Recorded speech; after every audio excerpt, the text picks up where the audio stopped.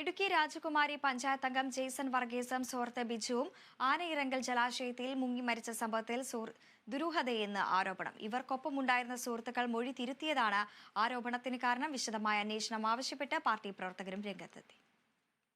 ജെയ്സണും ബിജുവും ജലാശയത്തിൽ അപകടത്തിൽപ്പെട്ടപ്പോൾ തങ്ങളും സമീപത്തുണ്ടായിരുന്നു എന്നാണ് ഇവർ പോലീസിന് നൽകിയ മൊഴി.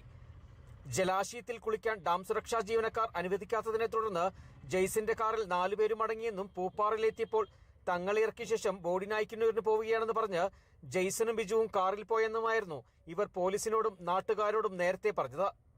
എന്നാൽ നുണ പറഞ്ഞതുകൊണ്ട് മനസമാധാനമില്ലെന്ന് ഇവരിൽ ഒരാൾ പലരോടും പറയുകയും പോലീസ് ഈ വിവരം അറിഞ്ഞ് ഇരുവരെയും കഴിഞ്ഞ ദിവസം സ്റ്റേഷനിൽ വിളിച്ചു വരുത്തി ചോദ്യം ചെയ്യുകയുമായിരുന്നു.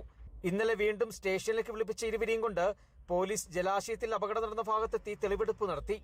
വിശദമായ അന്വേഷണം ആവശ്യപ്പെട്ട് പാർട്ടി പ്രവർത്തകരും രംഗത്തെത്തി.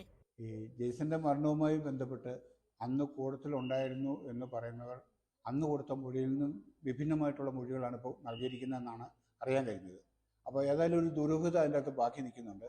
എന്താണെന്ന് പോലീസ് കൃത്യമായി കണ്ടുപിടിച്ച് അതിന് ദുരൂഹത ഒഴിവാക്കണം എന്ന് മാത്രമാണ് പറയാൻ. പ്രാഥമിക അന്വേഷണത്തിൽ ജെയ്സന്റെയും ബിജുവിന്റെയും മരണത്തിൽ അസ്വാഭാവികതയില്ലെന്നും കൂടെയുണ്ടായിരുന്നവർ ഭയം കൊണ്ട് ആദ്യം നുണ പറഞ്ഞു എന്നാണ് വിലയിരുത്തലെന്നും ശാന്തമ്പാറ CI പറഞ്ഞു. പോസ്റ്റ്മോർട്ടം റിപ്പോർട്ടിലും അസ്വാഭാവികതയൊന്നും കണ്ടെത്താനായിട്ടില്ല.